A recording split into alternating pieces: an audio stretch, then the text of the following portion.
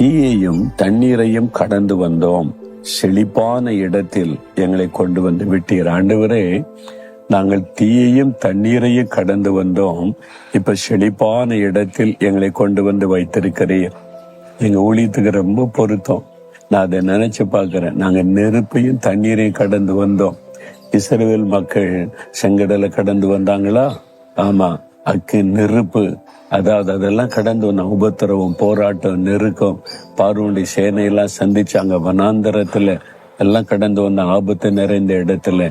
அப்ப தண்ணீரையும் நெருப்பையும் கடந்து வந்தோம். எங்களுக்கு சேதம் வராதபடி நீங்க எங்களை பாதுகாத்தீங்க.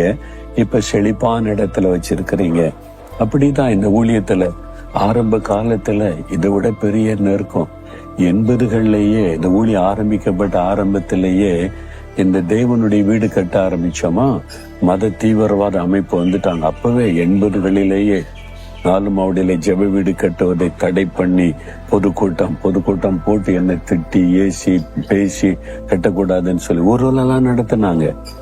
இன்னைக்கு தானே நீங்க பாக்குறீங்க வாட்ஸ்அப்ல எதுலயும் திட்டுறது. அன்னைக்கு நேர்லயே வந்து எங்களை திட்டினாங்க, எங்களுக்கு போலீஸ் காவல்லாம் கொடுத்தாங்க. அந்த மாதிரிலாம் கடந்து வந்தோம். நெருக்கம், கட்ட விட மாட்டேன், தடுத்துருவேன்னு சவால் விட்டாங்க.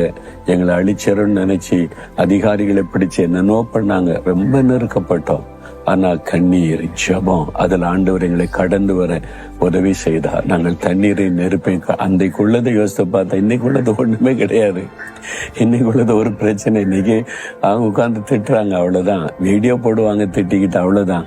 அன்னைக்கு நேர்ல வந்த போது நாங்க அவ்வளவு உபத்திரம் பண்ணாங்க. ஆனா அதுக்கு மத்தியில எங்களை கடந்து வர பண்ணினார். எங்களை தோல்வி அடைய விடல, வெட்கமடைய விடல. ஆண்டவர் அதெல்லாம் தாண்டி வர எங்களுக்கு உதவி செய்தார். வாழ்க்கைன்னா போராட்டம் தானே, அதை கடந்து வரணும். இன்னைக்கு செழிப்பான இடத்துல இன்னைக்கு எவ்வளவு பெரிய மகிமையா, அன்னைக்கு எதிர்த்து அநேகர் இன்னைக்கு ஜெபிக்க வர்றாங்க. அன்னைக்கு திட்டுன்னு அநேகர் இன்னைக்கு பிரார்த்தனை பண்ணுங்க எனக்காகன்னு சொல்லி வர்றாங்க.